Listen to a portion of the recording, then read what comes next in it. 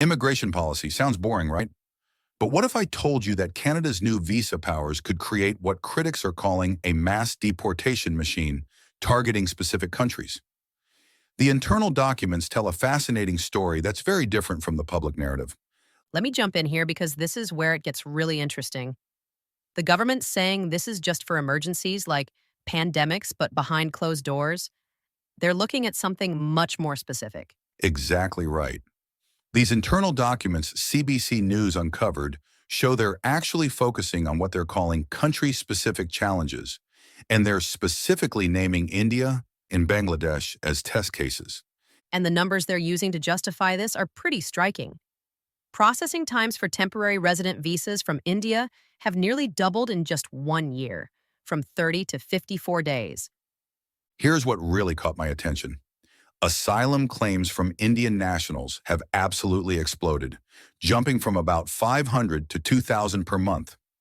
That's the kind of increase that makes government officials nervous.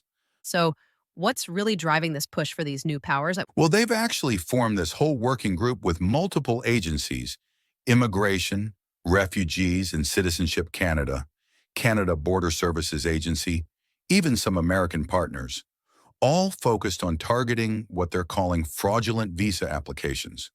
But here's the thing, they're not being upfront about this focus in their public messaging. And that's exactly why over 300 civil society groups are raising red flags about this.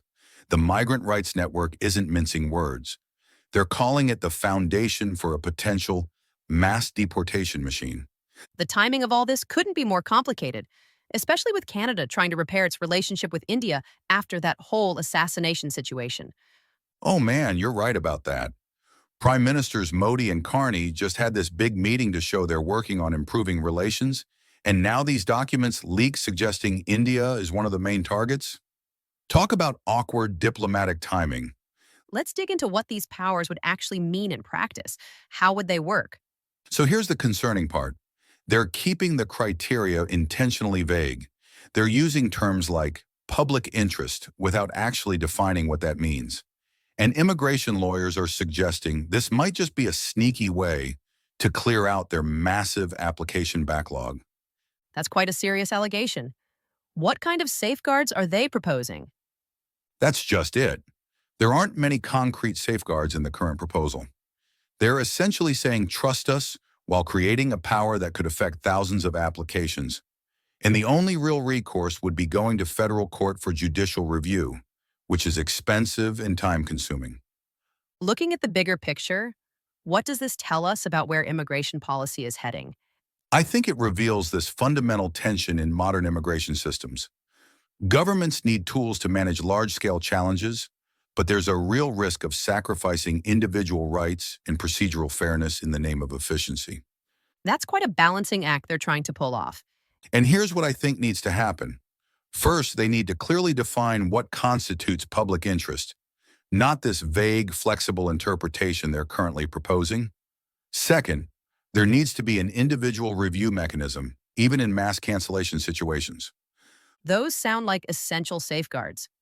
What else should we be watching for as this develops? Well, I'm keeping my eye on three things: how Parliament might amend this proposal, whether the civil society pushback will lead to more concrete safeguards, and most importantly, how this might affect Canada's diplomatic relationships, especially with India. This really shows how complex these immigration issues can be. Like what looks simple on the surface often has layers of complications underneath. Exactly. And as we wrap up here, I think the key takeaway is that sometimes the most important parts of policy aren't in the public announcements. They're in the details buried in internal documents and behind-the-scenes discussions.